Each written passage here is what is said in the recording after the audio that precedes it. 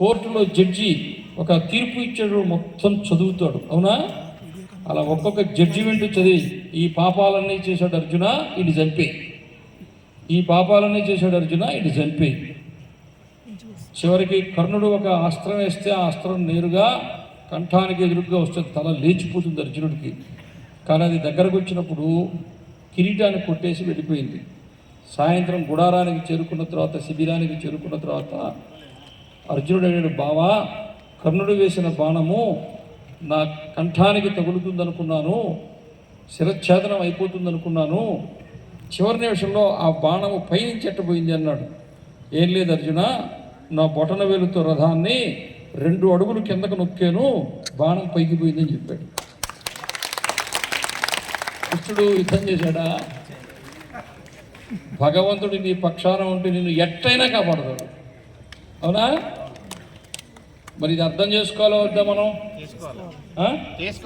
అర్థం చేసుకుంటే రోజు పూజ చేయమా? నేను అడగను కానీ మీరు ఎవరో ఇంట్లో దేవతార్చన చేస్తున్నారా? మీరు కాదు వాళ్ళు. దేవుడికి రోజు ఇంట్లో మేము దేవుడికి పూజ చేస్తున్నాను, మగవాళ్ళు చేయొద్దండి, దించండి. రోజు చేయట్లేదు, అప్పుడప్పుడు చేస్తుంటారు, మీ సంగతి నాకు తెలుసు.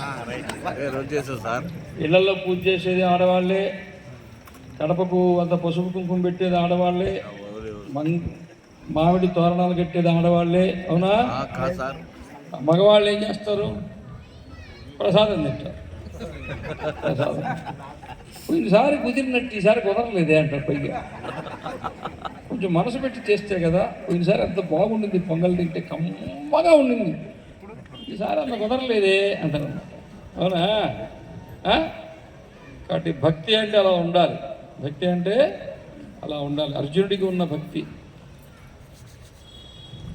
యుద్ధం అయిపోయింది, కృష్ణుడు అక్కడికి వెళ్ళిపోయాడు, ద్వారకకి. హస్తినాపురంలో ఉన్నారు. కొన్ని సంవత్సరాలు గడిచిన తర్వాత కృష్ణ పరమాత్ముడు ఒక మనిషిని పంపించి అర్జునుడిని పిలిపించాడు ద్వారకకి. వాళ్ళు బావమరిది ఇద్దరు అట్లా వ్యాహ్యాడి తిరుగుతూ ఉన్నారు.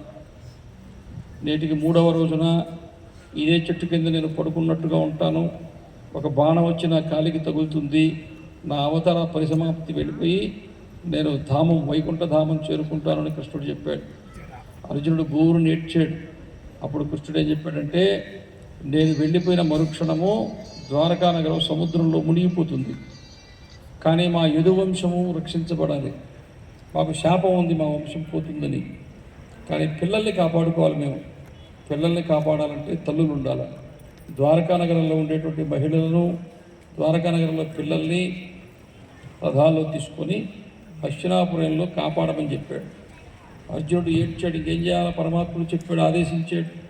అప్పుడు నేరుగా అన్ని రథాలు పుంజుకొని రథాలలో మహిళల్ని పిల్లల్ని ఎక్కించుకొని ద్వారక వదిలిపెట్టి హస్తినాపురానికి పోతూ ఉన్నాడు. మొదటి రోజు, 2వ రోజు ప్రయాణం బాగానే సాగింది. 3వ రోజు మధ్యాహ్నం అడవి లోపల ఒక దారి దోపిడీ దొంగల ముఠా వచ్చింది. అర్జునుడి మీద దాడి చేశారు.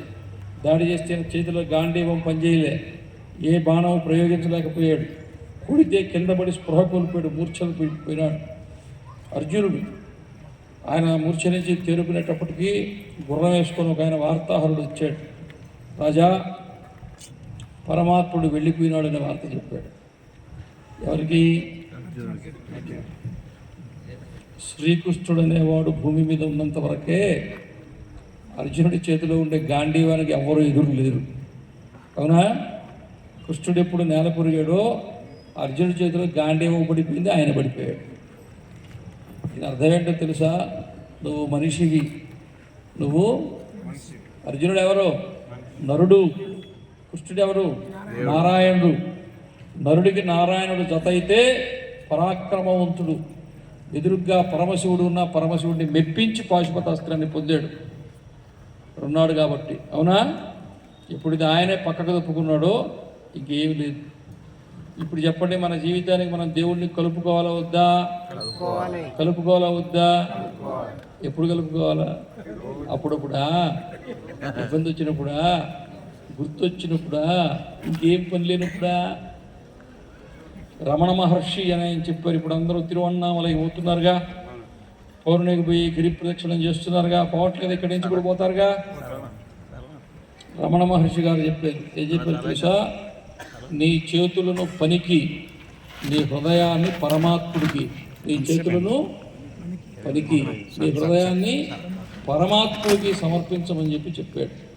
స్వామీజీ మీరు చెప్పేది మాకు అర్థం కావట్లేదు అన్నట్ట.